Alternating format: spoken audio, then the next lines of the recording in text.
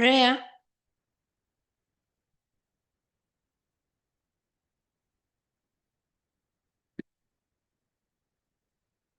Almighty God, who in your wisdom and goodness has appointed the offices of leaders in the parliament for the welfare of society, good of all human lives upon it, and the just government of its people, we beseech you to look with your abundant favor upon us, your servants, whom you have entrusted with the performance of such important trust in this community.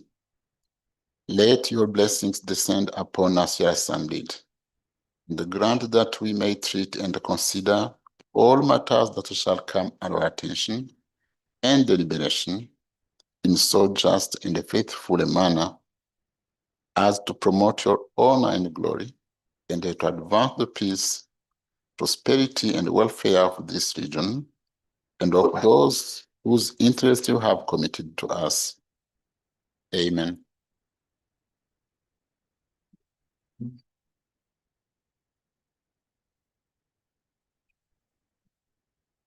Item 1, communication from the chair.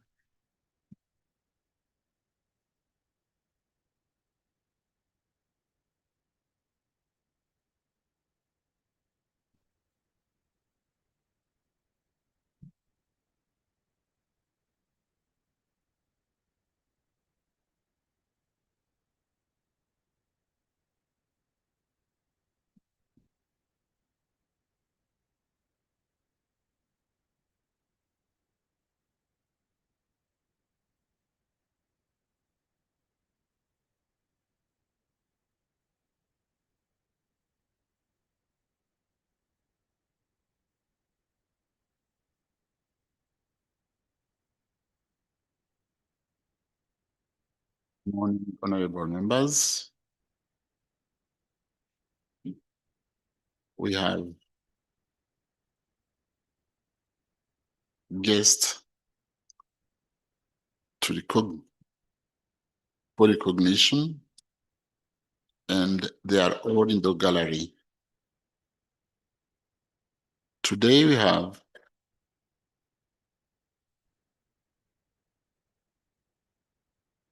County Assembly of Embu in Kenya.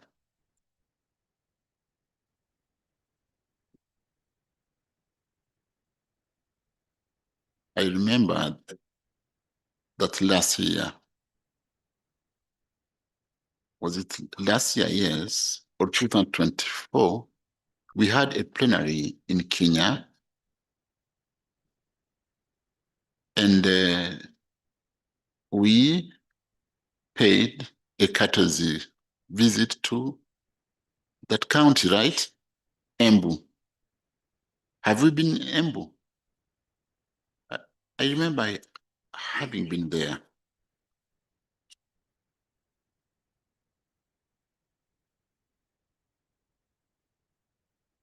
It was Women's Day, 8th March.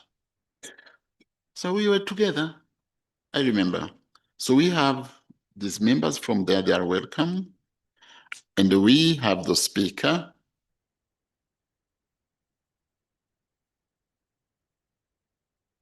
We have the speaker of the assembly.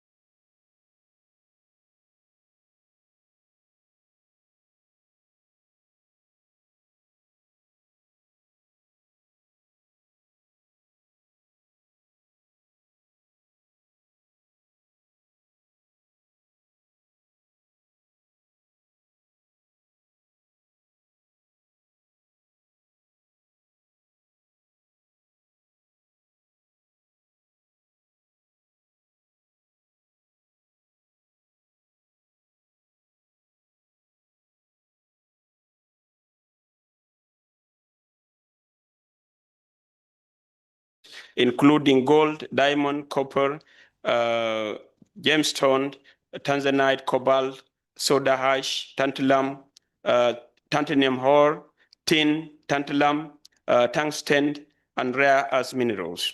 The sector creates jobs, boosts trade, drive infrastructure development, and promote economic growth. It is a source of export earnings and foreign exchange through the export of minerals like gold, copper, cobalt, gemstone, tantalum, and tungsten. In accordance with Article 11 of the treaty establishing the East African Community, the partner states recognize that development activities may have negative impact on the environment, leading to the degradation of the environment and depletion of natural resources, and that a clean and healthy environment is prerequisite for sustainable development. Article 111A of the treaty provides that partner states agree to take concerted measures to foster cooperation in the joint and efficient administration, efficient management, and sustainable utilization of natural resources within the community. Article 112A of the treaty provides that partner states develop a common environmental management policy that would sustain the ecosystems of the partner states, prevent, arrest, and reverse the effects of environmental degradation. Similarly, Article 113 of the treaty provides that partner states undertake to cooperate and adopt common position against illegal dumping and toxic chemical substances and hazardous waste within the community from either partner state or any third party.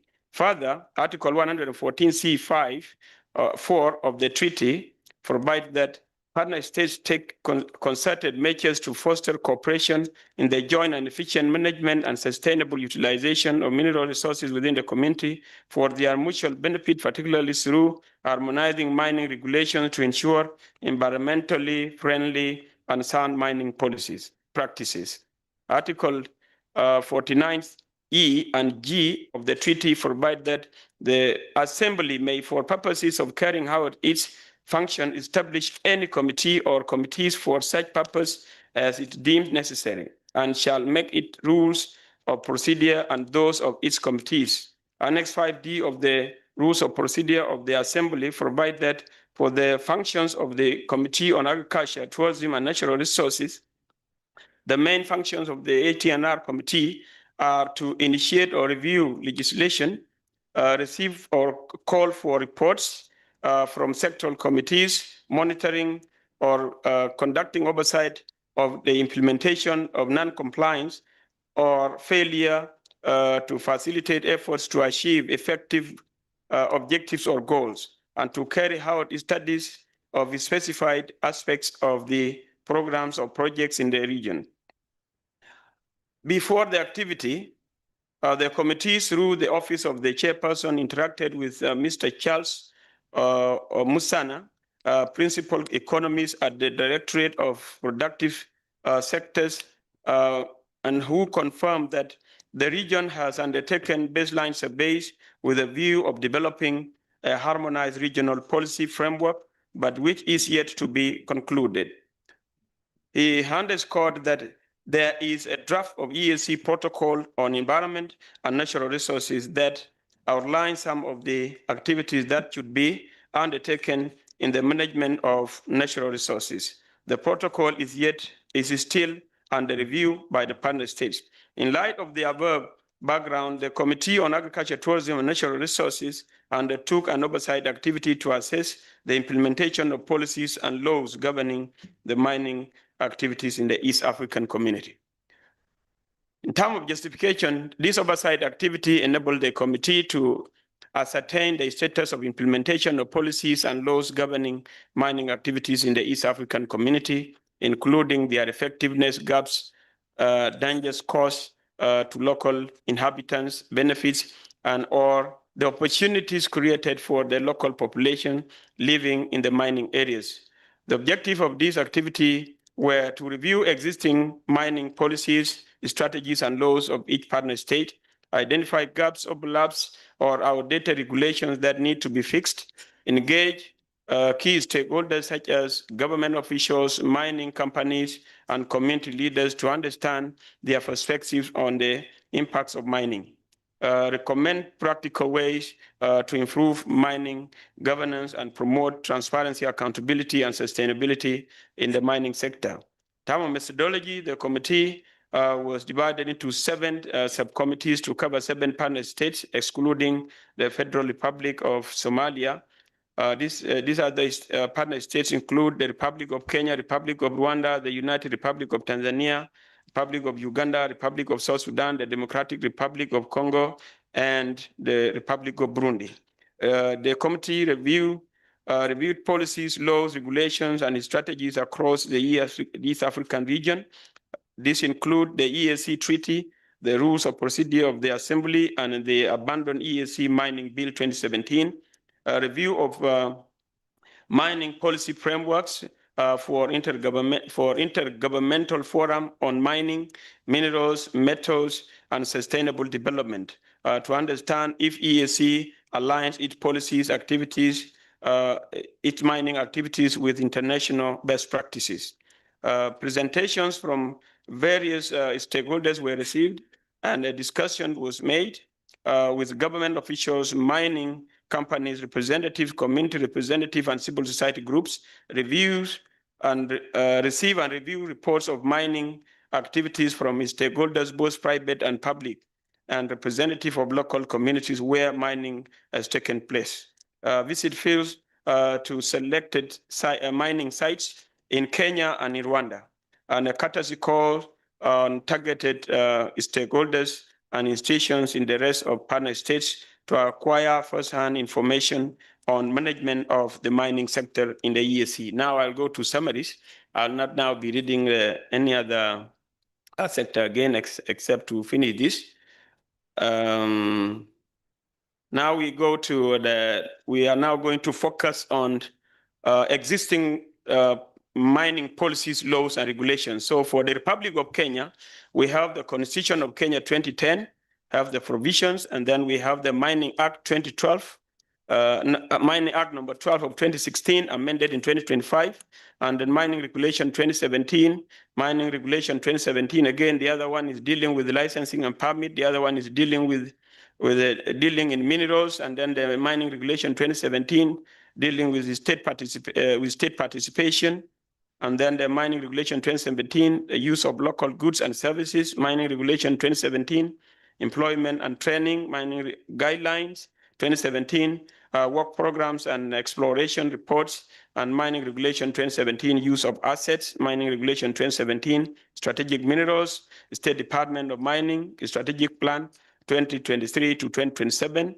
and Mining and Mineral Policy 2016, Environmental Management and Coordination Act number 8, 1999, and National Environmental Authority Act 2013. That is as per the Republic of Kenya. Those are laws and policies governing the mining sector in Kenya. Now, in Kenya, something unique, I will leave the rest, and then I come to the National Environmental Restoration Fund. This is to rehabilitate the abandoned mine sites. This is a supplementary insurance for the mitigation of environmental degradation where the perpetrators are not identifiable or where exceptional circumstances require the authority to intervene towards the control of mitigation of environmental degradation.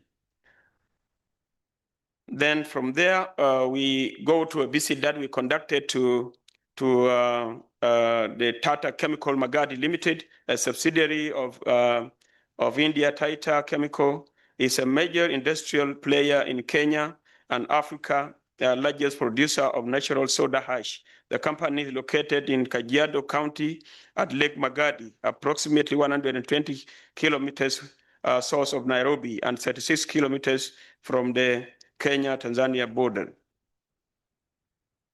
The operations of the Tata Chemicals Magadi Limited has 2 major implications in terms of economic impact. So Tata Chemicals Magadi Limited has directly employed over 1,000 people in its Magadi and Mombasa plants. and engage over 800 contractors in its operations. The company exports over 250,000 tons of soda ash each year to the external market and supplies a significant quantity of salt and soda ash to the local markets in Kenya. In terms of social impact, the Tata Chemicals Magadi Limited has a robust corporate social responsibility program that support the local communities in various ways as listed below. Honorable members, I will read a few here. In terms of water, the company spends over 86.9 million Kenya shillings annually in supplying water to over 40,000 households in the surrounding communities. The supply of water is made possible through the rail system from Magadi to Kajiado. In terms of education, the company runs a scholarship program that support 25 university students and 54 secondary school students at any given time since 1989, and over 1,300 students have benefited from the sponsorship program. In terms of health, the Magadi Level 4 hospital is a 55-bed facility serving remote communities within an 80-kilometer radius. So the hospital treats 30,000 patients annually and runs community wellness outreach programs. In terms of infrastructure, the company has built 2 secondary schools and primary schools, set water pipelines to the community, drill boreholes, and set up livestock watering points. Employment and micro business support, the company is committed to empowering the communities through its community skills upgrade program that teaches beadwork and provides a market for the ecotourism products. So the company also offers contract jobs for the community-based cooperative groups. So in terms of challenges, I will mention a few, but you will read the rest, honorable members, because the report is big with time. So what was outstanding was underdevelopment and inadequate capacity of the mining sector that have led to minimal exploitation of mineral resources, hence a low contribution to the national GDP. That one will summarize for the all the challenges in Kenya. The rest you can read, honorable members. But now, in terms of recommendation, I'll also mention a few as I go to the other countries. There's need for mechanization of artisan mining to increase the production capacity of the mining sector. And then also need for collaboration and cooperation between the State Department for Mining and the Environmental Management Authority on post-mining activities, including the rehabilitation and restoration of mine sites after the completion of mining. That's as per the Republic of Kenya. There are so many. Let's go to the Republic of Rwanda. The Republic of Rwanda, we have the existing laws and policies, and something very important here is that the Republic of Rwanda has identified shared resources between partner states in EAC, and this is a good example of how to manage our common resources. That one you can read, but now let me go to the laws.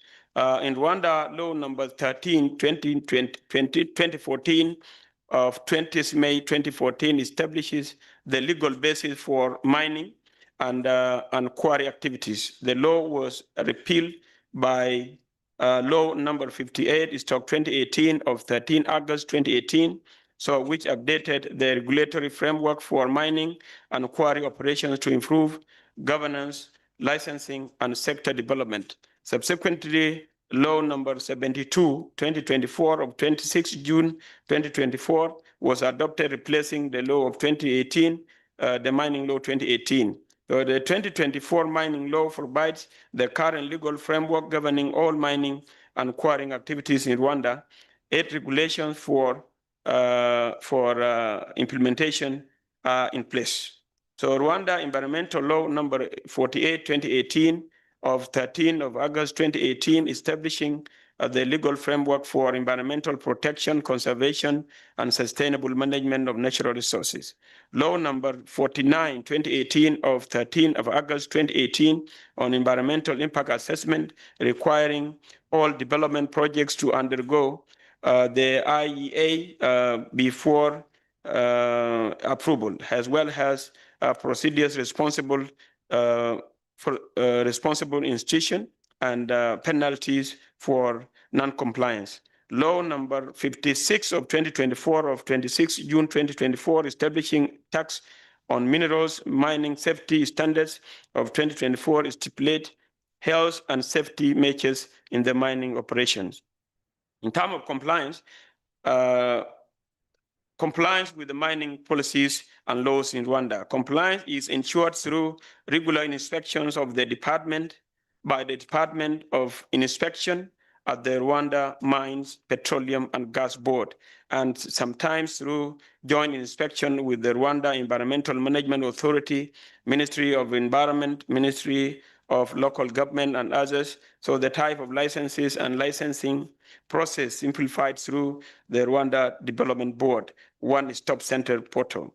The subcommittee in Rwanda expressed satisfaction with the GAMICO limited compliance, particularly in adherence to national policies, laws, and regulations demonstrated through the company's effort in environmental protection and meaningful engagement with the local community. The visit to GAMICO Limited by Yama Tin Mine was an opportunity to witness firsthand the high level of compliance by mining companies with all the aspects of responsible mining practices and public-private cooperation for sustainable development in Rwanda that the committee had been informed.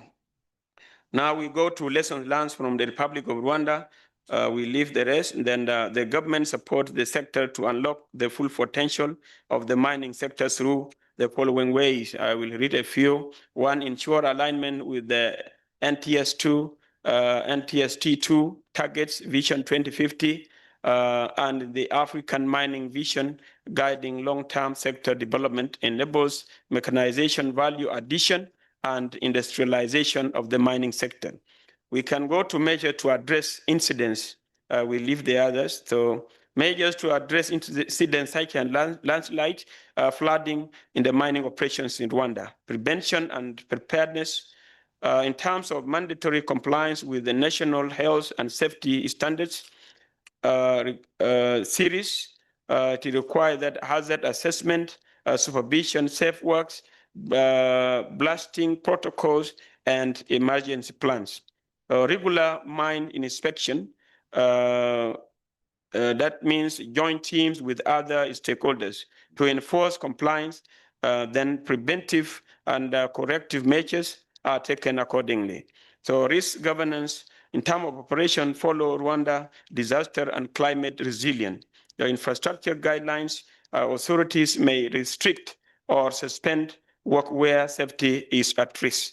And then the quick response recovery, multi-agency coordination, and the local governance for evacuation, site stabilization, and progressive rehabilitation of mine sites after mining.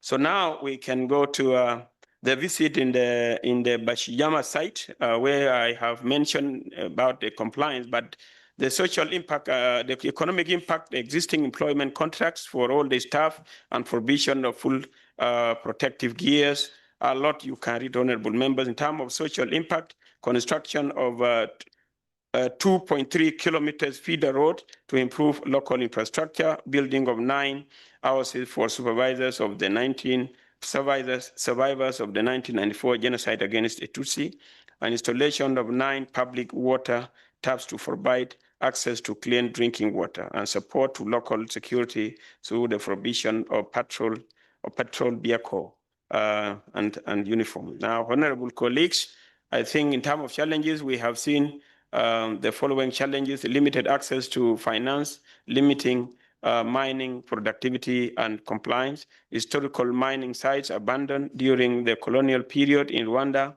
are still to be rehabilitated, and thereby continuing to pose environmental threat, market and governance pressures linked to regional instability due to due diligent expectation, and then climate and geohazards issues to do with floods and landmine. But now recommendation to establish special mining funds, the government and financial institutions to create dedicated funds or credit lines for mining, especially for small and medium scale miners. There are a lot of other you can read, honorable members.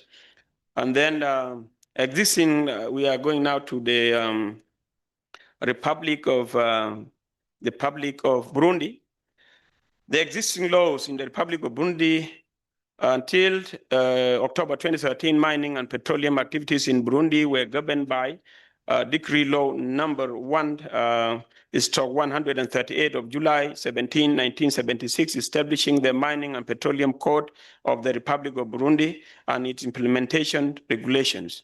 Over time, the laws proved to be inadequate to address the evolving mining sector and new national and international policy directions. So to modernize the legal framework and adapt to new requirement, law number 101/19 of 4th August 2023, amended to become law 1/21 of 15 October 2013, relating to the mining code of Burundi.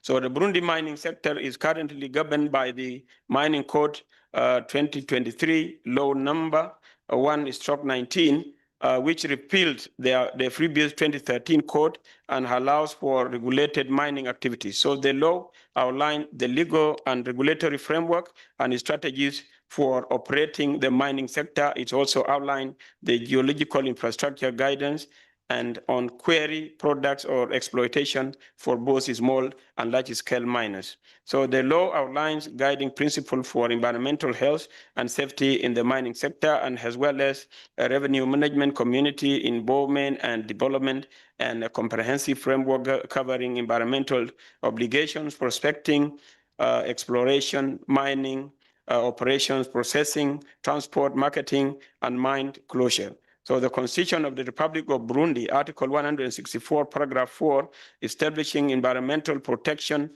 and the conservation of natural resources as matters of law, thereby affirming their binding nature. Regulatory oversight is provided for by institutions such as the Burundian Office of the Mines and Quarries and the Burundian Office for Environmental Protection. We can go now, honorable members, to challenges. In terms of challenges, I will just highlight 2 or 3 and I'll go to recommendation. So there's inadequate infrastructure and limited financing for the mining sector and lack of governance expertise, that is human resource development to support the mining sector, and inadequate environmental and social impact assessment activities or initiative.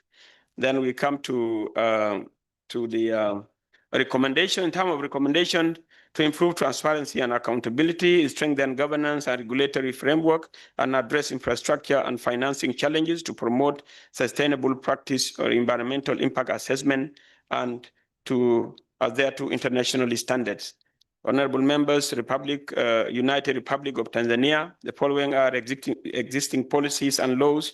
The mining policy 1997 opened the sector to foreign investment, which led the sector rapid growth, but low contribution to the GDP. Mining policy 2009 was a response to a low GDP for local participation, inadequate economic integration, and environmental concerns. So the mineral policy 2009 aimed to enhance transparency, local participation, value addition, sector linkage with other sectors of the economy, and environmental protection. So the mining policy 2009 has brought significant achievements in the mining sector. These include sector contribution to GDP has increased from 7.3% in 2021 to 10.1% in 2024.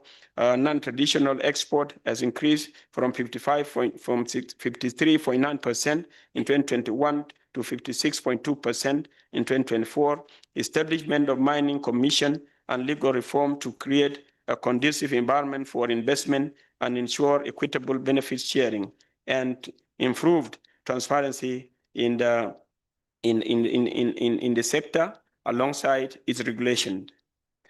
Now we go to lessons learned from the mining sector from the United Republic of Tanzania. Every miner is required by law to deposit a rehabilitation bond at the Central Bank of Tanzania that will be used to rehabilitate the environment after completion of mining activities. There are a lot of them you can do, but that is a very key lesson to be learned. So challenges, let me mention a few. Dormant mineral rights are tying up land and delaying economic benefits, creating policy uncertainty and unpredictable investment climate, discouraging long-term investment, fluctuating global prices and regulatory unpredictability pose risks in the mining sector. Now, in terms of recommendation, invest in technology, digital tracking, real-time monitoring, and resource tracking. And then also need to invest more in value addition to strengthen enforcement agencies and interagency coordination. And then have mandatory disclosure of mining contracts and beneficial ownership for irresponsible miners. Now we can go to the Republic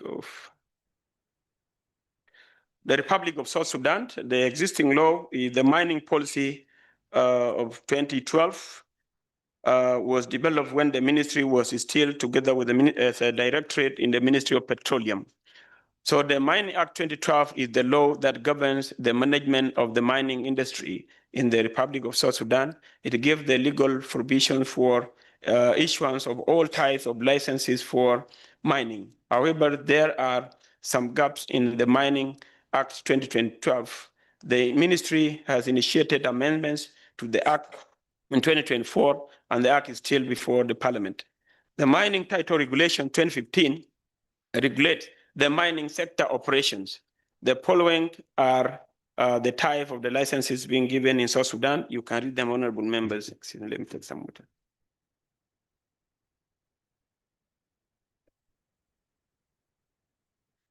The challenges in the Republic of South Sudan: inadequate capacity to develop the mining sector, particularly investing in infrastructure development, training, capacity building, and capacity building of human resource, limited budget allocations for the mining sector, and persistent conflict for years, and then yeah, those are the part of the challenges. Now we'll go to recommendation for the Republic of South Sudan: the strengthened regulatory oversight and enforcement to update and enforce mining laws to cap illicit mining and smuggling. The need to have a bilateral agreement with the neighboring countries to stop the smuggling of minerals through the neighboring countries, to promote transparency, accountability by implementing transparent licensing and revenue collection.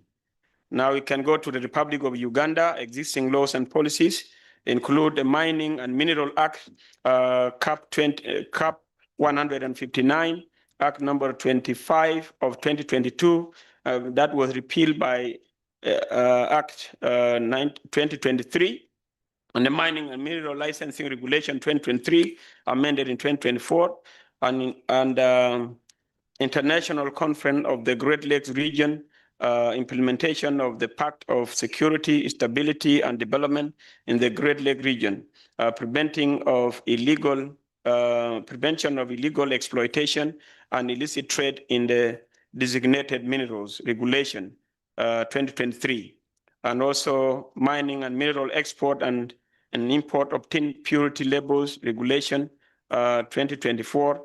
That is a statutory instrument number 3 of the 2024, mining and minerals export and refined gold regulation 2024, statutory instrument number 30 of the 2024, and mining and mineral export process vermiculite regulation 2024, statutory instrument number 86 of 2024. The mining and mineral export process is sponge iron regulation 2025, statutory instrument number 3 of 2025.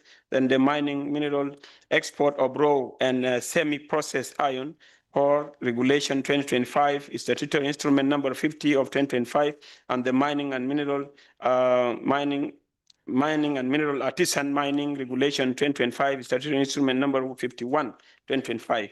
Now we go to challenges in the Republic of Uganda. So the challenges is land ownership issues, and then a limited national and community participation in mineral development, illicit trade, smuggling, and scams of minerals, and then we lack of compliance with environmental management requirements during and after mining. Those are highlight of the challenges, but some you can read, there are many. Then we come to recommendation: ban export of unprocessed minerals, develop mining infrastructure and roads, and provide incentive for mineral processing and melting, and guarantee security of tenure of workers or miners in the mining sector. The Democratic Republic of Congo, the laws existing. The main one now is the Mining Code 2018 that provides for the requirement for a participation of at least 10% of natural persons of Congolese nationality in the share capital of mining companies, and then restriction of artisan exploitation to only adult natural persons of Congolese nationality, members of an approved cooperative, and then the withdrawal of mining rights accompanied by the recovery of the perimeters, and then the participation of Congolese in the capital of purchasing and selling counters for precious materials and processing entities. And then the introduction to the concept of a separate mine and the obligation to create a company under Congolese law for its exploitation. A lot of that, but let's come to a recommendation from the mining sector in the Democratic Republic of Congo to establish public-private partnership to develop critical infrastructure, roads, energy, laboratories, and research centers, digitalize the land registry, invest in technology, digital tracking, real-time monitoring, and resource tracking, standardize regional certificates and recognition of ESG standard, need to implement royalty sharing as stipulated in the 2018 Mining Code. Now, honorable members, now we have done with the State General observation and recommendation as we wind up. So the observation by the committee in terms of evaluation of mining policies, partner states demonstrated their willingness to work with the EAC, Secretariat, and the Eala to harmonize policies and laws governing the mining activities in EAC. Evaluation of legal framework, almost all EAC partner states face common challenges, although they approach them differently in the mining sector. So the main challenges include weak regulatory frameworks, inconsistencies in policies, frequent policy changes, unstable governance, corruption, slow licensing processes that deter investment, and predictable tax regimes, among others. And then for effectiveness in promoting sustainable practices, community involvement is key in the management of the mining sector. Inadequate community engagement leads to tension and protest by local inhabitants and miners. And then on environmental protection measures, environmental degradation as a result of mining activities cuts across all the partner states, leading to deforestation, water pollution, and land degradation. Need for proper framework to manage abandoned mine sites, and all stakeholders in the mining sector have a role in protection of the environment. And then economic contribution, mining is a significant contributor to the national GDPs and of the partner states, and the partner states recognize that the mining sector has a great economic potential to improve the economy of the region. While mining has contributed to some infrastructure improvements, these benefits are often not equitably distributed in the region. The infrastructure deficits such as poor roads unreliable or expensive energy and limited water supply hinders the proper growth of the mining sector in the East African community. All partner states are willing to invest in the value addition of the mineral. This is to avoid the exportation of raw minerals, which lead to loss of revenue and job opportunities. There is a need to explore water bodies for mineral deposit. There is limited regional collaboration and cooperation within EAC in the mining sector to stop the cross-border smuggling of minerals. Recommendation. The committee recommends to the Assembly to urge the EAC Council of Ministers to direct the EAC Secretariat to initiate the processes of harmonization of policies and regulations for the management of the mining sector in the East African community, direct the EAC Secretariat to engage with partner states to develop strategies that encourage cooperation in the management of the mining sector, urge the partner states to enhance community participation in the mining sector and commit sufficient resources from the mineral royalties to community development, urge the partner states to develop proper land rehabilitation plans to deal with the effects of land degradation as a result of mining activities, urge the partner states to support artisan and small-scale mining through providing training, facilitating access to finance, and formalization of programs to improve productivity and safety. Urge the partner states to invest in technology and innovation, digital tracking, traceability, and tagging to stop cross-border smuggling of minerals. Urge the partner states to foster political stability, practice good governance, establish predictable tax regimes, and embrace a strict regulatory framework to attract long-term investment. Urge the partner state to develop and share reliable data or information and conduct joint operations for better coordination to address the common challenges of the mining sector. Urge the partner states to update mining laws in line with the modern technology and develop an EAC mining protocol, establish an EAC Center for Excellence for Research and Mapping of Minerals. Then the committee further recommends to the Assembly to commend all the partner states for recognizing the importance of the mining sector to the economy of the East African community, and to enact legislation to govern the mining sector in the EAC and promote a unified and competitive regional mining market. Conclusion: the mining sector in the East African community holds immense potential due to the rich deposits minerals such as gold, rare earth mineral elements, gemstones, tin, tantalum, copper, cobalt, tungsten, among other strategic minerals. It is increasingly attracting foreign investors and is a major foreign exchange earner among partner states. However, the sector continues to face persistent challenges that hinder full contribution to sustainable development and economic transformation. The EEC region shares diverse critical minerals and should therefore work towards common framework for responsible mining and maximize benefits from the mining sector. Time of acknowledgement. Honorable colleagues, the committee wishes to thank the Right Honorable Speaker, Office of the Clerk, the Ministries of East African Community Affairs in our partner states, the mining ministries in all the partner states, and all the stakeholders in the mining sector who appeared before the committee to give their views on policies, laws, and regulation governing the mining sector in the East African community. A special appreciation to the members who voluntarily took it upon themselves to visit the closest mining sites in Rwanda and Kenya to acquire first-hand information about mining activities in the East African community. Right Honorable Speaker, I beg to report. It was too long. Have you justified it? Honorable Chair, will you justify it? You can justify it. Yes, it's true. It's a report. Thank you. I'm sorry. So, honorable members, we'll have now to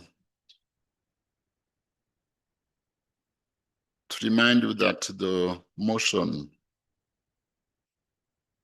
on the floor is that the report of the Committee on Agriculture, Tourism and Natural Resources on assessment of policies and laws governing mining activities in the EAC be adopted. Debate is open. We start by Honorable Sankok, Honorable Clement, Honorable Kibea, and then Honorable Francoise. That's all. We give the floor to Honorable Sankok. Thank you very much, Honorable Speaker, for giving me this opportunity to contribute on this very important report from the Committee of Agriculture, Tourism, and Natural Resources. Honorable Speaker, from the onset, let me congratulate the chair, the Honorable Gatpan Gideon, and the members of this committee for doing justice and other work in, Honorable Speaker, jump-starting a resource that will be a wheel that will engine our economy as a region. Honorable Speaker, East Africa and Africa in general have been blessed with underground resources and minerals that are very rare. Some of them, like tanzanites, are only found here in the United Republic of Tanzania and nowhere else in the world. Honorable Speaker, but, an Honorable Speaker underlined the word but these resources, far from being a blessing, they have become a terrible curse in our region. Honorable Speaker, the regions that have minerals is synonymous with poverty and sometimes civil war among themselves. Honorable Speaker, these regions are being swallowed by a dragon of poverty and are at war among themselves. In Africa, poverty and civil wars are synonymous with the region where underground resources are found.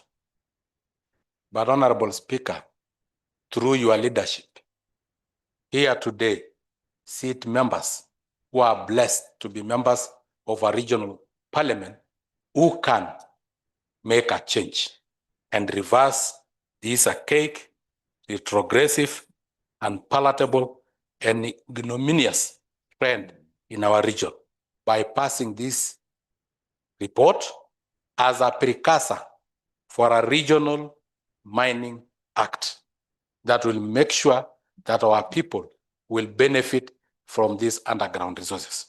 Honorable Speaker, during, because I'm a member of this committee, during our oversight, Honorable Speaker, we went to Lake Magadi. We found a company that is making millions of dollars, have its own standard gauge railway, running schools, meaning these resources, if exploited, will be very beneficial to the society. We found a society that live in a semi-arid region without water, but have been able to keep their livestock and survive courtesy of that particular mining company called Tata Chemicals. If we have if we have a law that will attract investors to value add our resources before they are exported, Honorable Speaker, this region can become an economic powerhouse in the whole of the world, Honorable Speaker. Honorable Speaker, and we have a singular opportunity as members of a regional parliament to pass not only this report, but also an act that will ensure a friendly environment just like what the Republic of Rwanda have done, to attract as many as possible investors. Because through investors, we'll get taxes, we'll get community social responsibility projects, we will also be able to get employment for our young generation, because Africa have the youngest generation, Honorable Speaker. Lastly, Honorable Speaker, it is high time also Africa and East Africa invests in mining on our water bodies. 70% of the world is water. Our earth and land is shrinking because of the growing population. Most of the minerals that have been exploited in the world, that have made countries superpower and economic powerhouses, is actually from water bodies. We are blessed with 6,500 kilometers of coastline. We are blessed with 38 freshwater lakes, among other lakes, Honorable Speaker.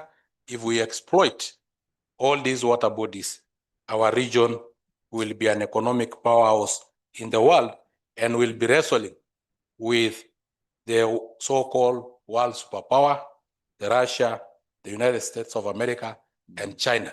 And it is these members who are seated today here who have that single opportunity to make that change. I raise my case, Honorable Speaker. I submit. Thank you, Honorable Sanko. Now, Honorable Clement. Thank you, Right Honorable Speaker, for granting me this opportunity to make my observations on this report. First and foremost, I want to congratulate the chair of the committee and all members of this committee. They did a great job.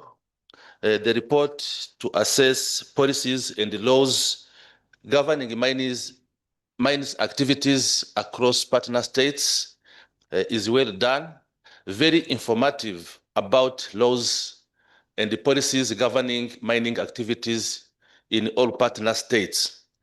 Right, Honorable Speaker, honorable members, a number of issues have been identified, such as funding issues, limited capacity, environmental issues around the communities.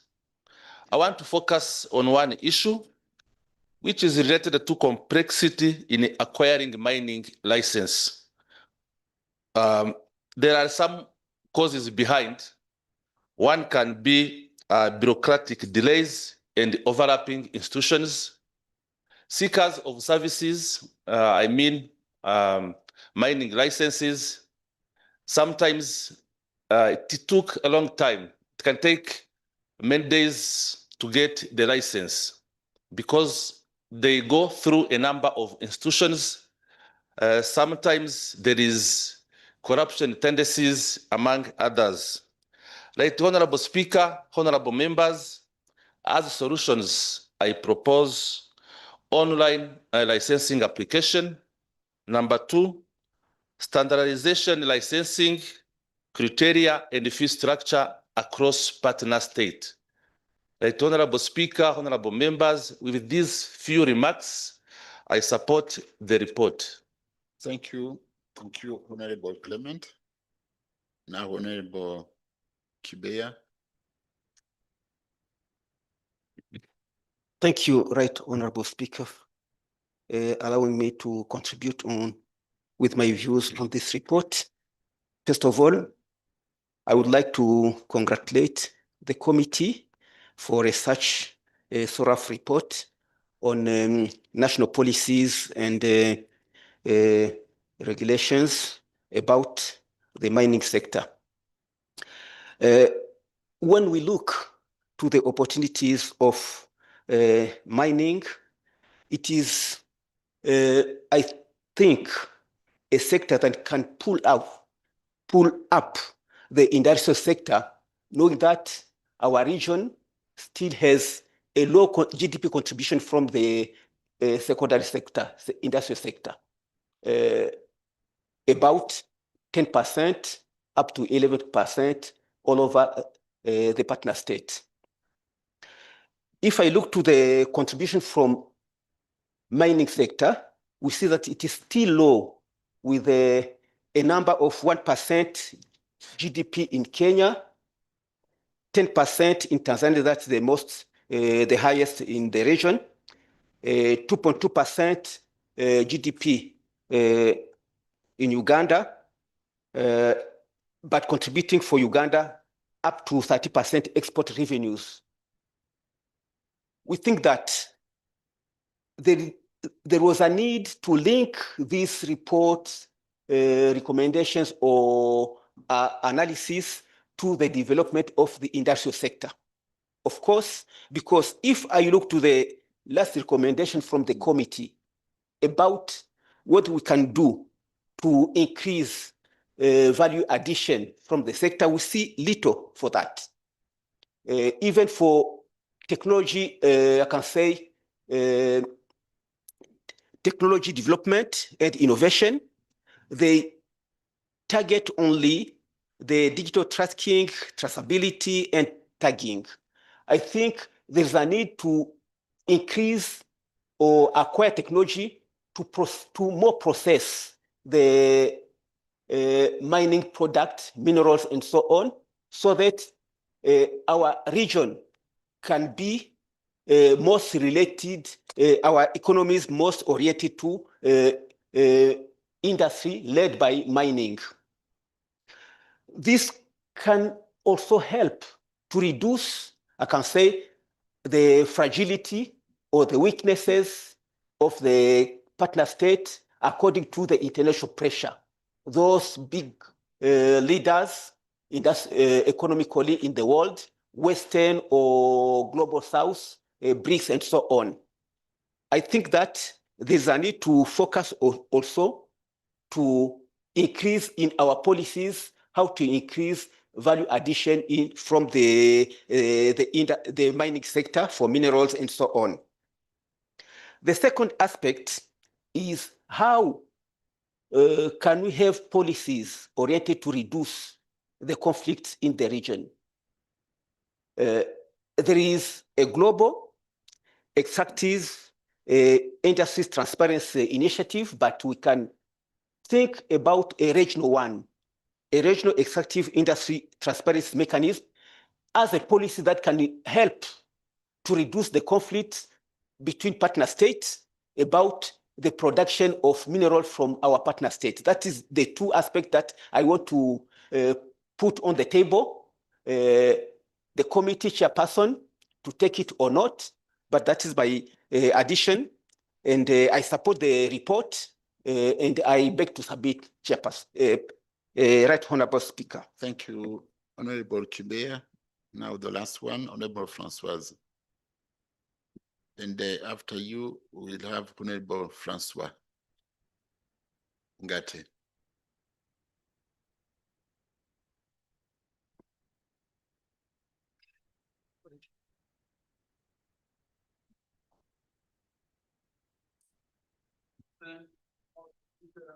Now, Honorable Ngate, you will speak after.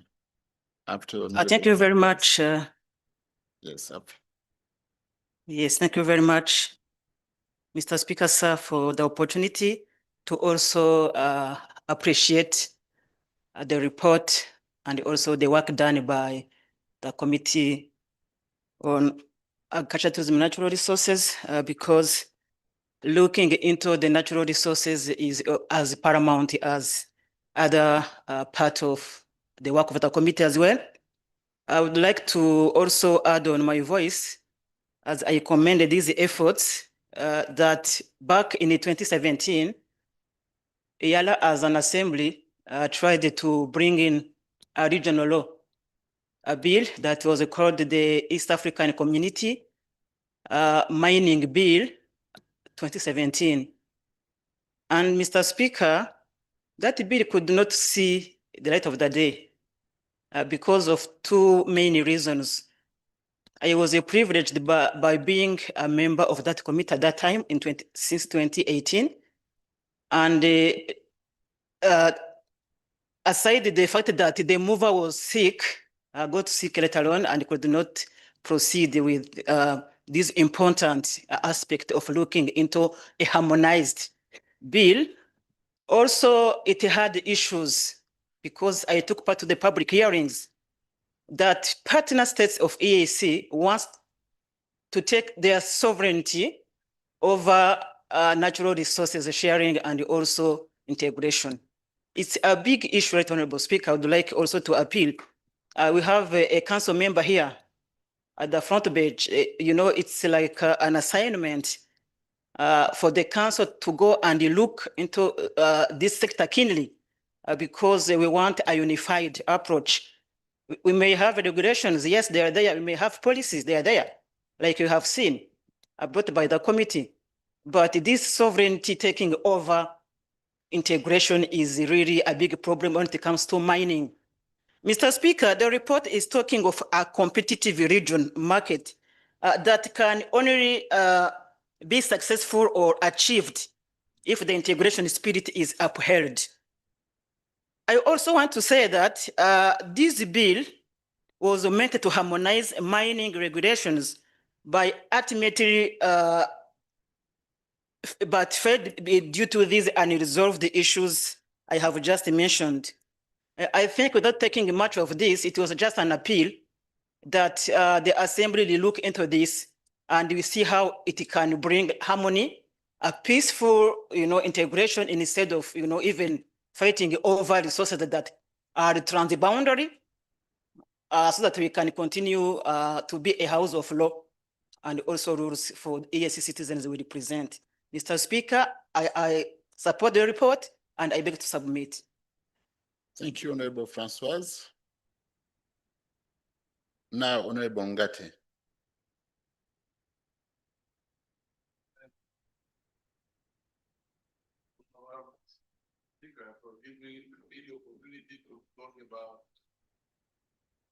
Your microphone, please. Oh, okay. Yeah, I said, we are talking about a sector which is very important for East African community. But the fact that, according to what we have in the region, East Africa can be a very powerful region, not only in Africa, but in the world. Yes, it is true that mining is generating many opportunities, jobs, and so on. But we have to make sure also that mining in East Africa is a source of conflict, of war. And I think that it can be the opportunity also for us to talk about illegal mining in EAC. It is not possible that, if it is possible, I think it is important for ESA to produce a map to give what we said, what we call it in French, catalogue. All is cartography, or as we call it in French, of all is produced in EAC, to know, to have an idea that this is the list of mines in different countries. And when we are talking about transporting and so on, but we have to know the traceability of mines to avoid all conflict, to be sure that this product is coming from this country and so on. Because it is not possible, you can see in ESA region, you'll find this country is the first exporter of coltan. Why is not producing coltan? It is not possible. I think if, above all, I think we need peace. Because if you don't have peace, we cannot be involved in mines in all East African region. But Honorable, Thank you very much. Thank you. Thank you for your contribution, but you had to Information. to contribute on this report from the Committee of Agriculture, Natural Resources and others. But when you will bring these issues about peace, security, and this, I think it was out of order. With this, I will give the floor to the Minister, Honorable Minister. You were late. Honorable Minister, if you have any remark, you have the floor. If you don't have, we proceed.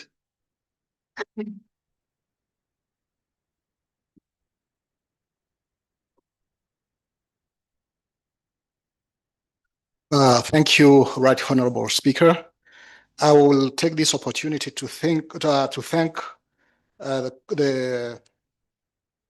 appreciate the report. It's very important and very detailed, and I think the contributions are very important.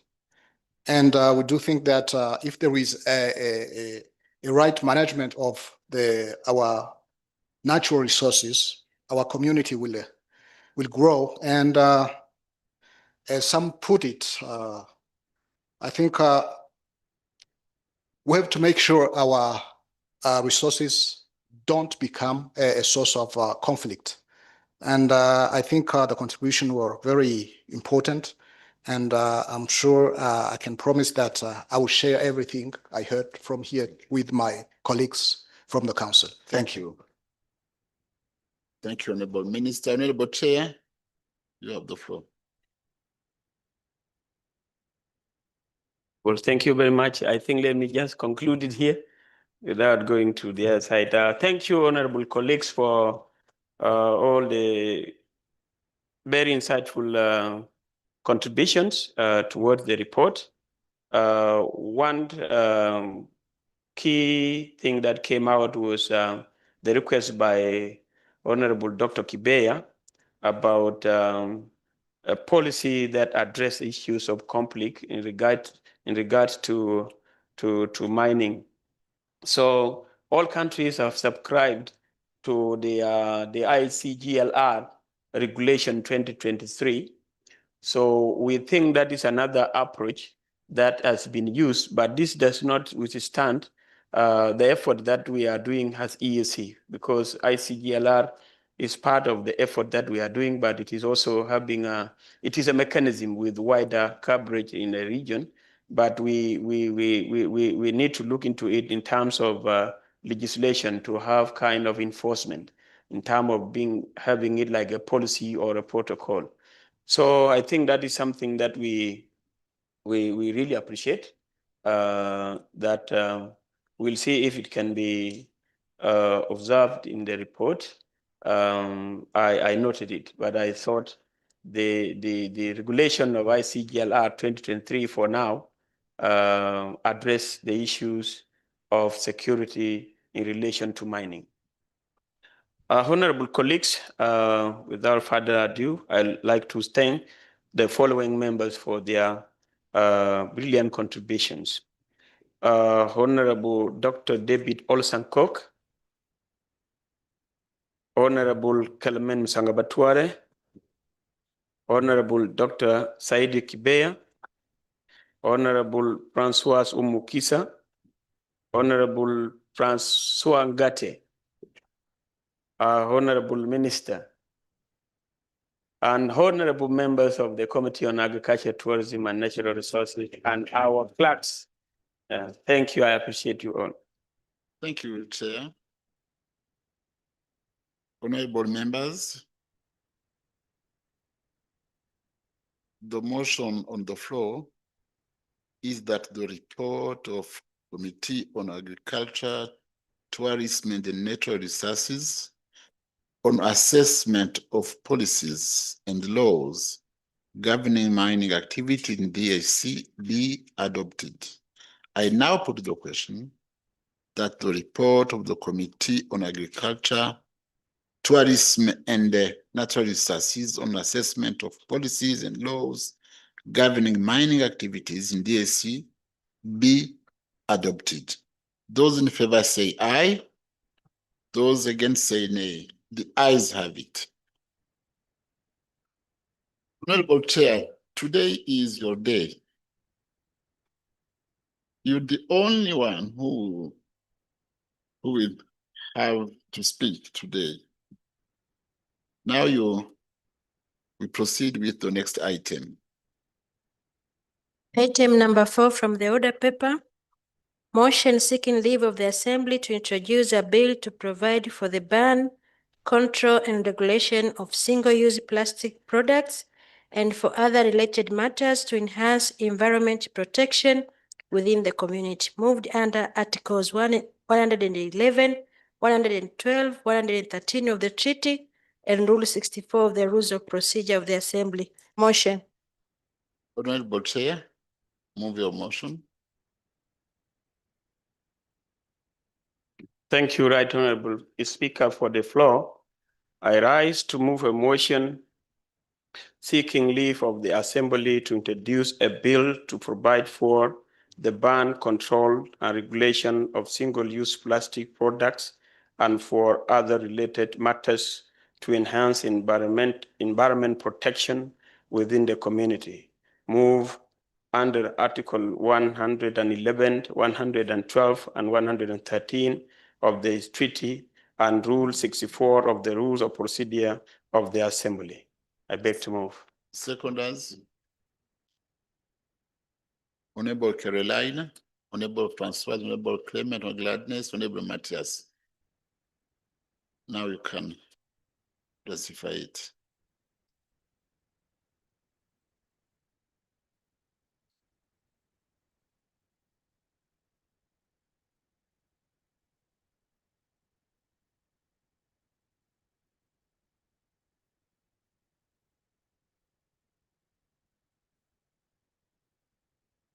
Thank you, Right Honorable Speaker, for the opportunity again.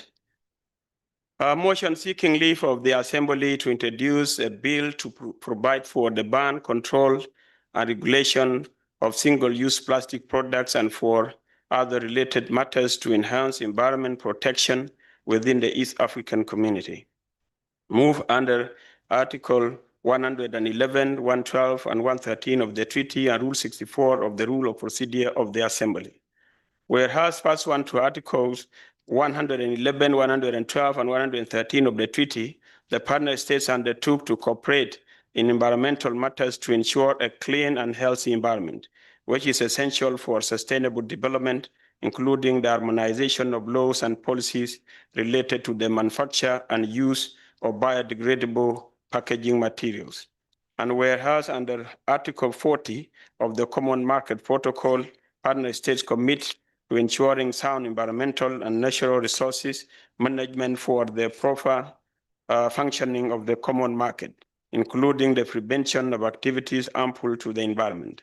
Recognizing that plastic pollution is a critical global and regional issue with over 400 million tons of plastic produced annually, most of which is single-use and poorly managed, resulting in accumulation in landfills and the natural environment, thereby harming ecosystems, wildlife, and human health.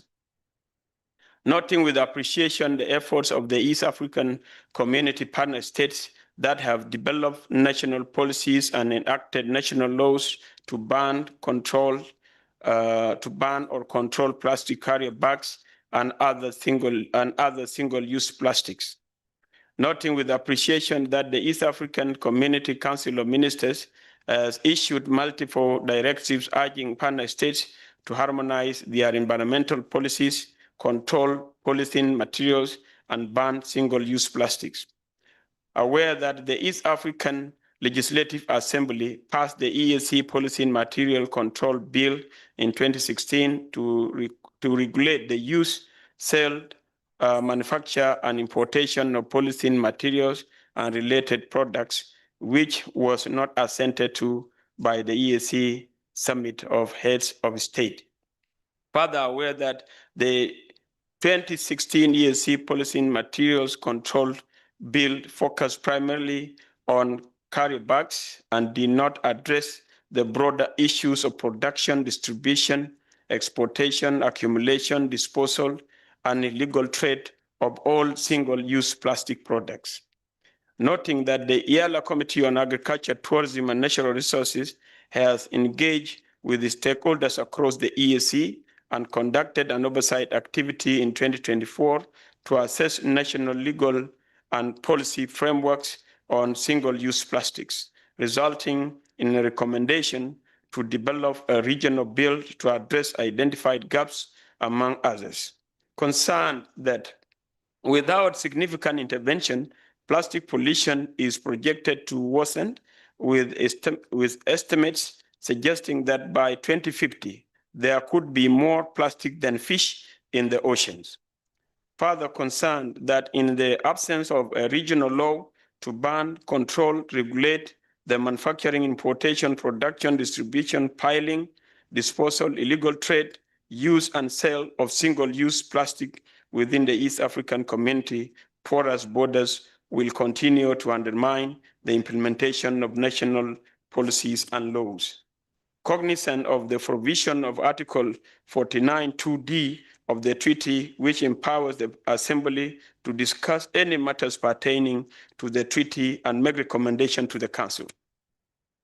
Recognizing that under Article 59(1) of the treaty, any member may propose any motion or introduce any bill in the Assembly.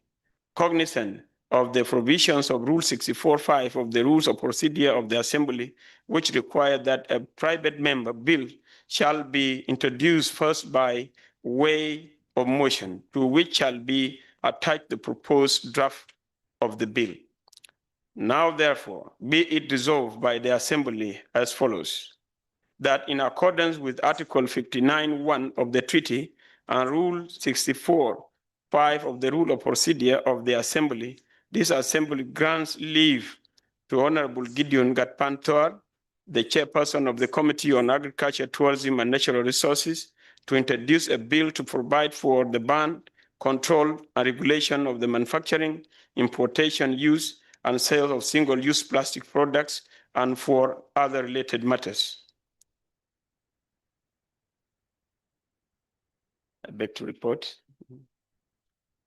The bill is there.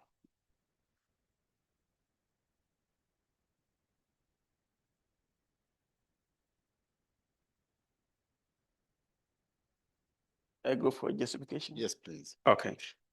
Thank you, Right Honorable Speaker. Like mentioned in this piece of motion, that in 2016, the Assembly passed a bill on polythene paper, polythene bags, and other materials.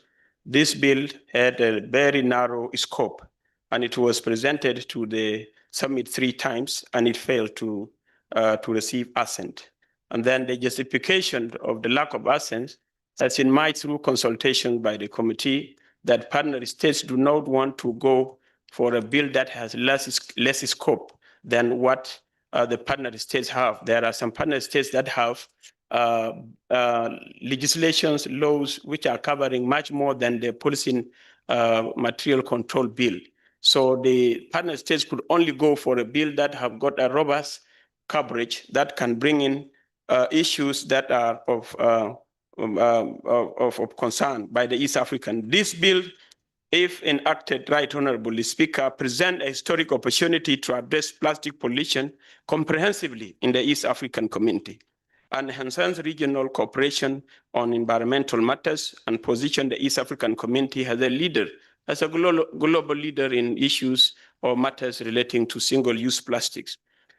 It directly tackles escalating crisis of plastic pollution, which threatens public health, ecosystems, and livelihoods of the East African people and beyond, because plastic move without respecting borders. Right Honorable Speaker, these bills shall address health risks associated with open burning, dumping, and microplastic contamination of food and water sources. It also establishes harmonized regional approach. That would be our regional instrument, legal framework for reducing single-use plastics, promoting sustainable alternatives, and improving waste management practices.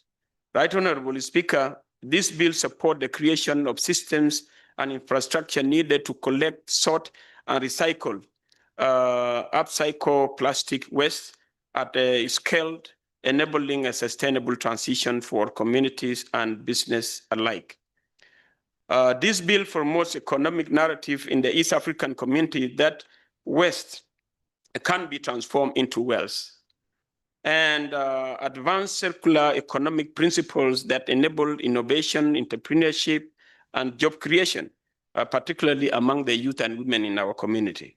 So it also has provision to incentivize sustainable business and position the East African community as a hub for green investment in the region and in the world. It aligns the region with international frameworks, including the EU packaging and packaging waste regulation and the upcoming global plastic treaty. That has attracted a lot of debate worldwide. Having this bill in East African community will position East Africa as a global leader in the fight against plastic pollution. Right Honorable Speaker, the Committee of Agriculture, Tourism, and Natural Resources appeals to the Honorable Member to grant leave to the Committee on Agriculture, Tourism, and Natural Resources to develop this bill to make our community a unique place in the world. I submit Right Honorable. My seconder is Honorable Caroline Kayonga. Honorable Caroline.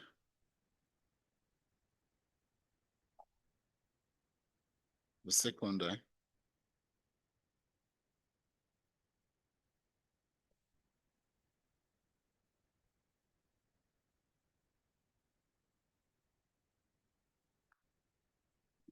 Thank you, Mr. Speaker, for giving me the opportunity to second the motion by Honorable Gideon Gatpan, Chair of the Agriculture, Tourism, and Natural Resources Committee, seeking leave of the Assembly to introduce a bill for the ban, control, and regulation of manufacturing, importation, use, and sale of single-use plastic products, and for other related matters to enhance environmental protection within the EAC.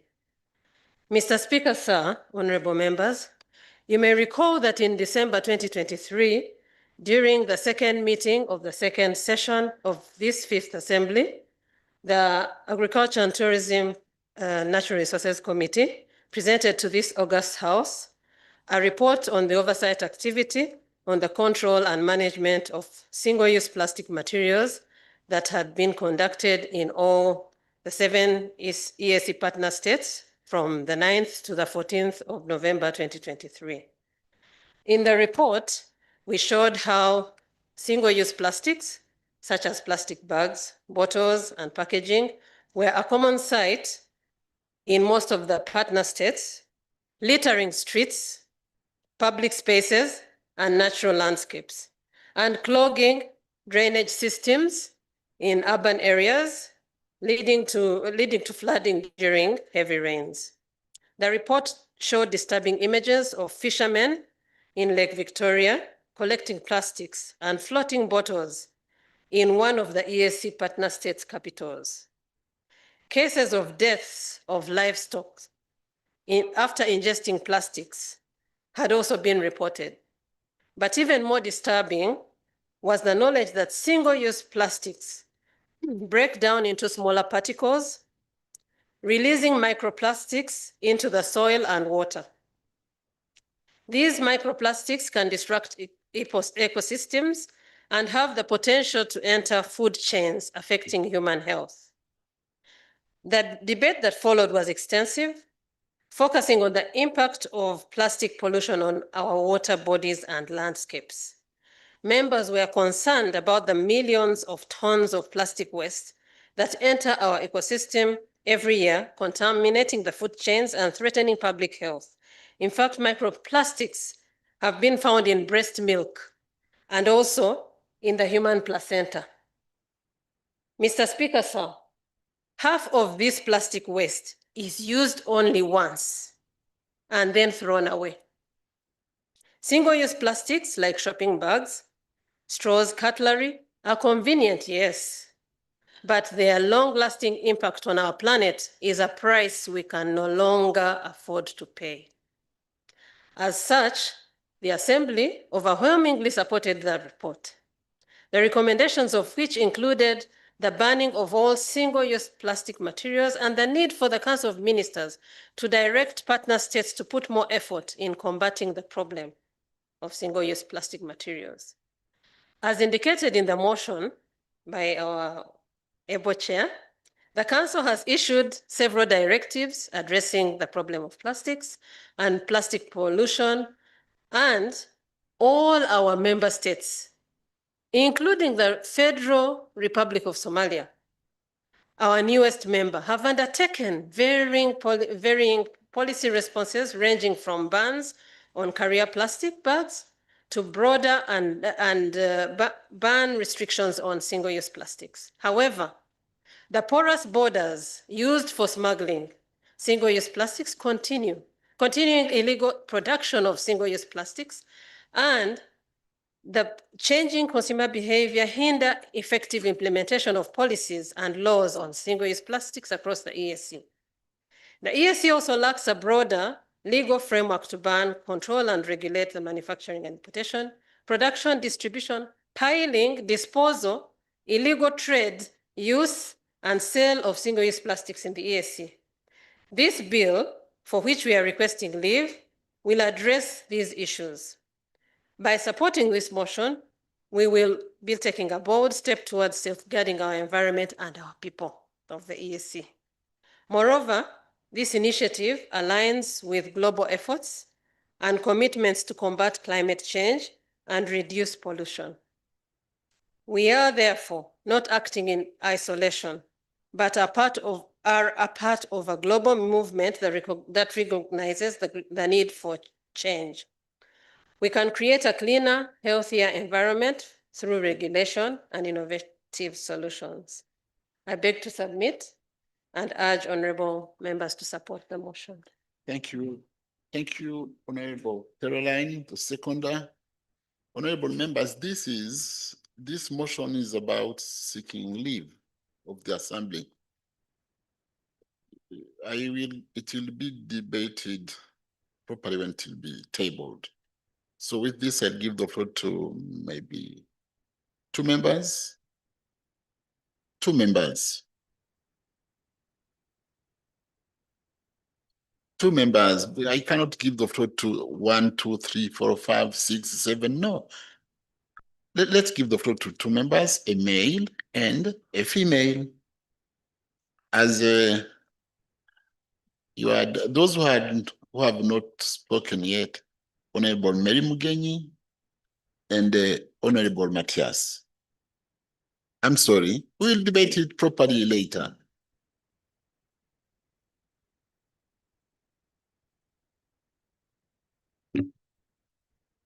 Mr. Speaker, sir, I raised support to the motion.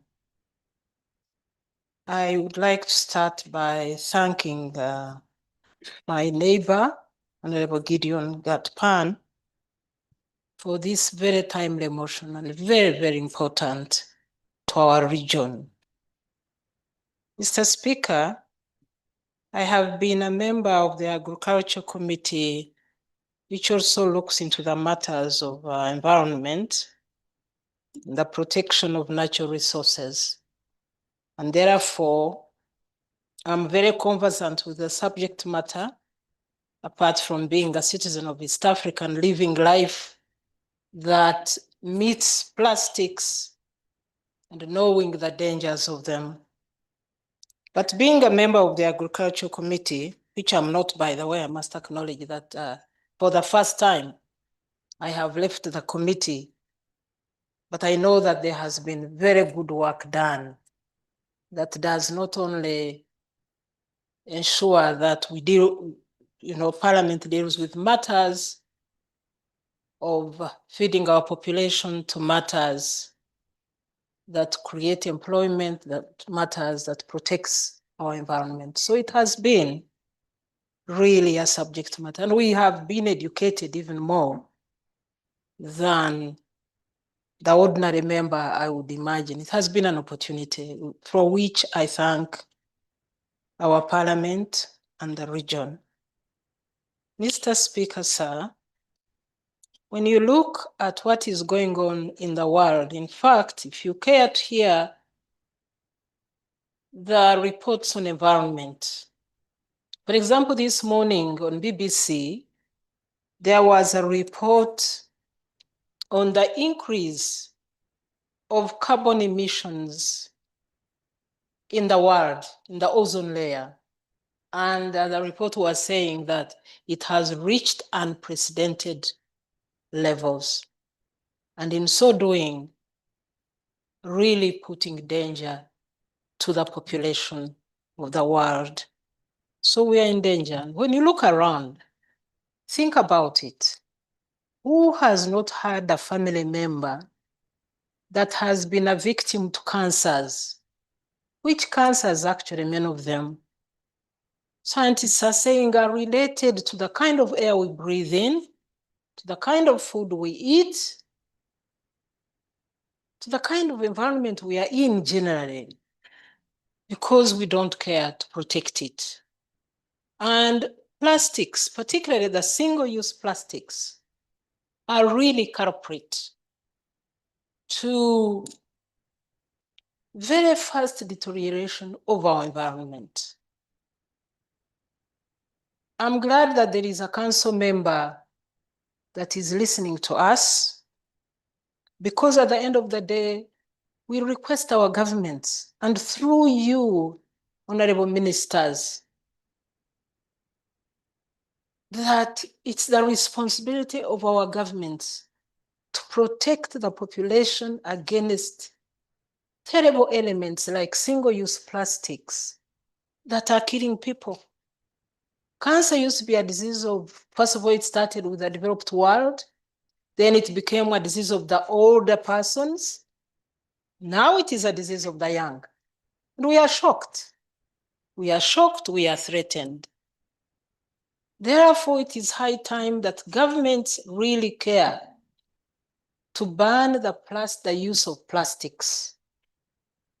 Because the cost even of medicine, of medicating people that have been victims of cancer, is much more expensive. It is higher than the money, because there has been arguments, there are industries that bring in money.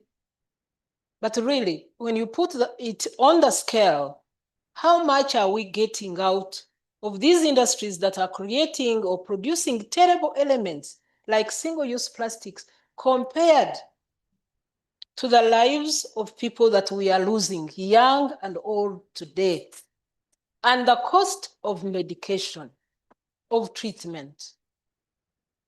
I therefore think that any government in our region that is still producing and not banning the use of single-use plastics is not being responsible for its citizens, to say the least.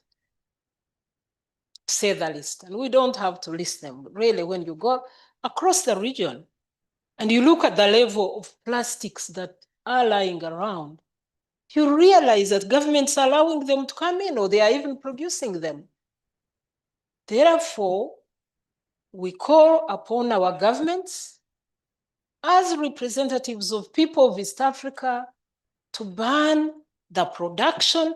For me, actually, I would edit this law, the bill you are proposing, not only to say banning and importation, but even production. Some governments, some countries are producing single-use plastics. While others are trying to control their coming in, others are actually producing them. Factories in our own countries. When you go to a farm, some of us are farmers, many of us are, which is really the mainstay of our economies. Our animals are dying because of single-use plastics. We call it kavera in Uganda.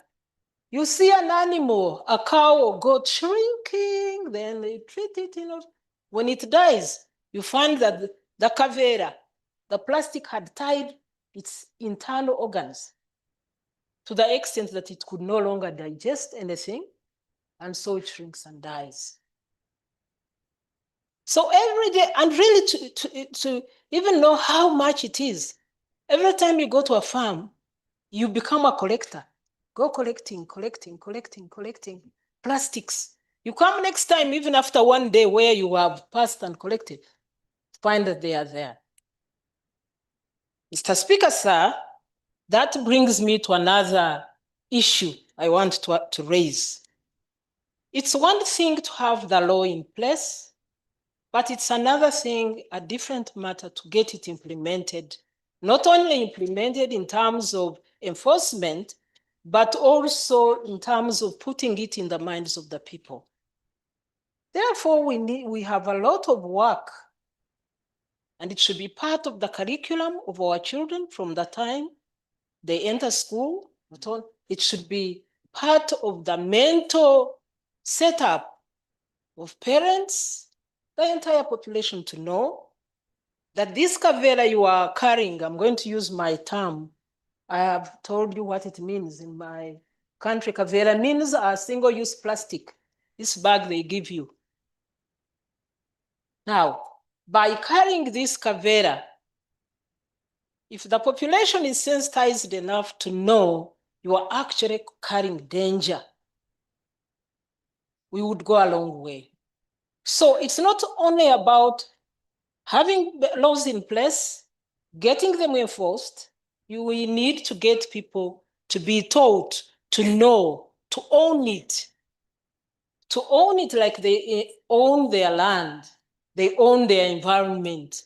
I mean, you don't pay anybody to breathe air that has been polluted by burning plastics. It's yours, you own it. And so if you own something, you would like to protect it.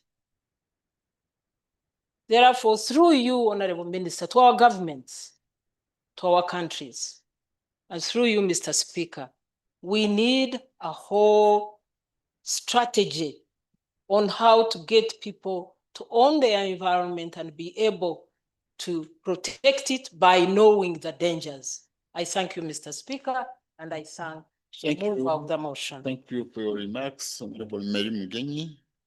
Now you give it to Honorable Matthias. Thank you, Right Honorable Speaker, for giving me this opportunity. Right Honorable Speaker, I first of all wanted to support the mover of this motion, which comes really timely. We need it in our East African community. We need it elsewhere and all over the world, by the way. This is single-use plastic. I would say it is a sleeping, killing product. And we need to adopt a robust behavior change when it comes to its production and its use. And it has to happen in all aspects of our life. We policymakers and lawmakers, we also need a serious shift in producing our policies and our laws. Because when we look at what is happening globally and in this East African community,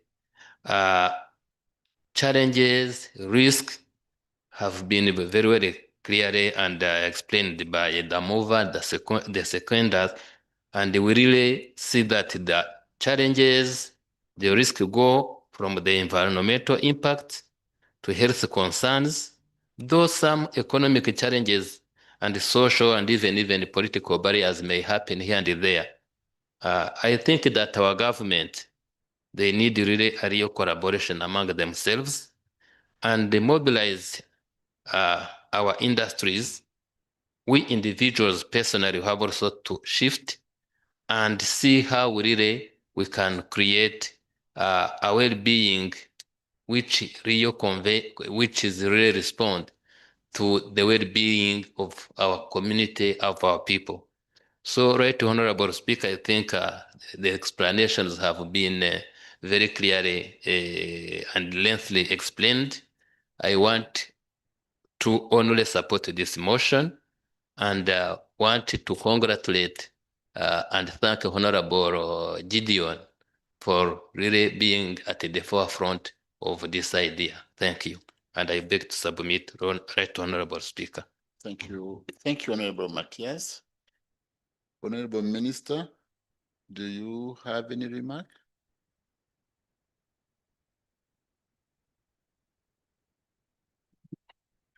Thank you, right Speaker. I think this is a very important motion because from what I heard, we can no more doubt that these plastics are a threat to human lives. And they have no limit. Because if you throw it on the ground, the rain will take it further and then probably will continue traveling. So it's also important to harmonize policies in our member states to avoid spillover effect. And I think it's something my colleagues will support. And I promise to share the information and probably help to sensitize our governments so that they can make efforts to avoid this the plastic use. I submit. Thank you. Thank you, Honorable Minister. Now, the mover. Procedure. Honorable Speaker, through you, our table in the chambers and in the conferences are always dotted with plastic bottles. Where do the Secretariat dispose these plastic bottles? Thank you, Honorable Speaker. Mr. Honorable Sankok. Thank you for this remark. Honorable Chair, you have the floor.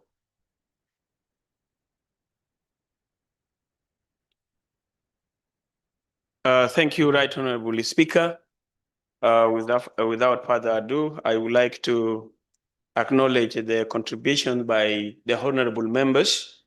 And Honorable Mary, your point of production is actually a critical part of the bill. So the bill is prohibiting production and all the S that have been mentioned.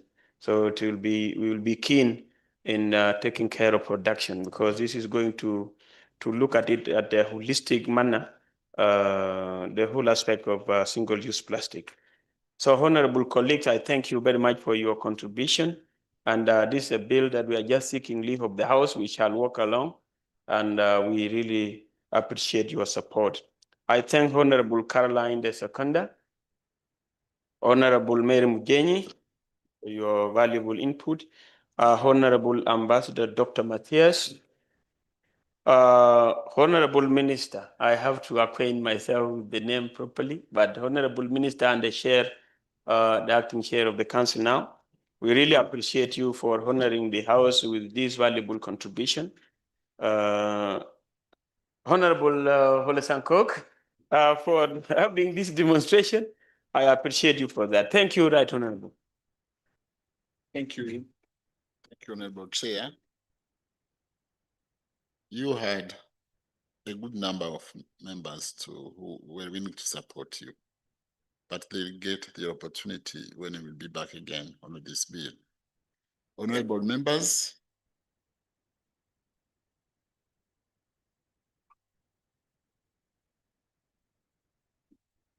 the motion proposed is that the Assembly do resolve to grant leave Honorable Gideon Gatpantoa to introduce a bill to provide for can control and regulation of single-use plastic products and for others related matters to enhance environment protection within the community.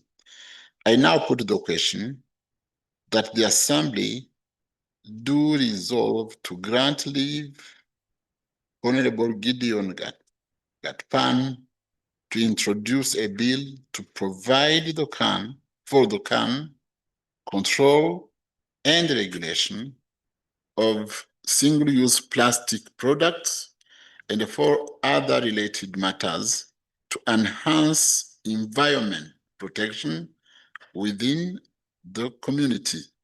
Those in favor say aye. Aye. Those against say nay.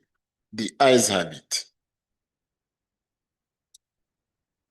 Honorable members, we have come to the end of our plenary, but I have to recognize these staff who have been working day and night. Some of them felt sick because one clerk has been doing the activities that had been done by 3 or 2 staff. It has been terrible. You remember that as Eala, we have a lack of 25.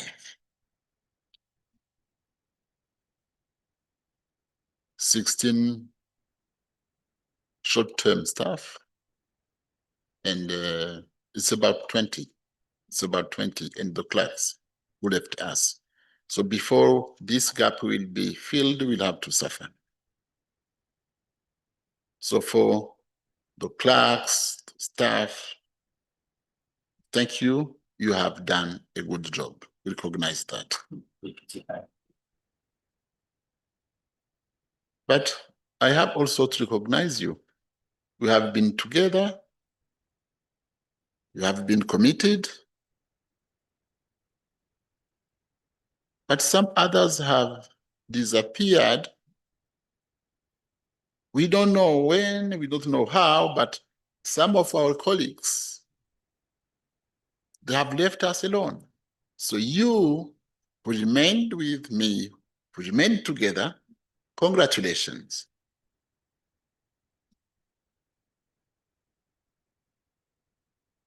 I also recognize our Honorable Minister, who has been with us from yesterday. He had just arrived and immediately jumped in the activities, and you made it well. Congratulations. With this, honorable members, I have to adjourn this plenary sine die. But tomorrow,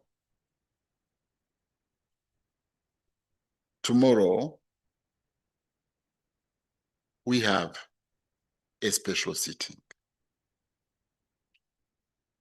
And I wish that everyone will be here. We will be, as you know, has it been official? Not yet? Not yet, but please be here. I hope that the matter that we will talk about is very important. Last right, Honorable, the meeting with APSA at 2:30. You have a meeting? All the members in the chamber with APSA at 2:30. Yeah, 30 today, yes. And tomorrow and the whole of tomorrow as well. Yeah. But for tomorrow, our special sitting will start at 11. I hope that it will not take maybe hours and hours, but please be there. Be there And with this, I thank you and have a good afternoon.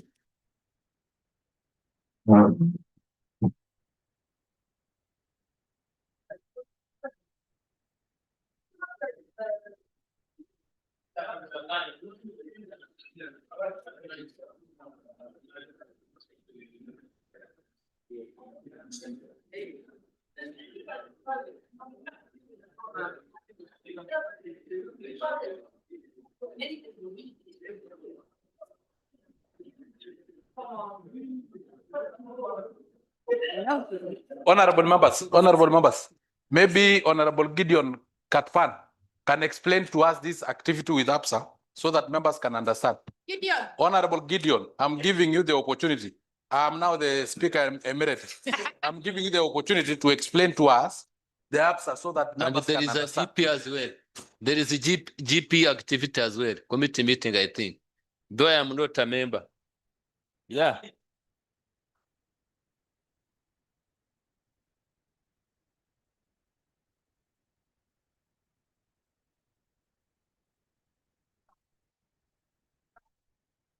Honorable members. Okay. Honorable members.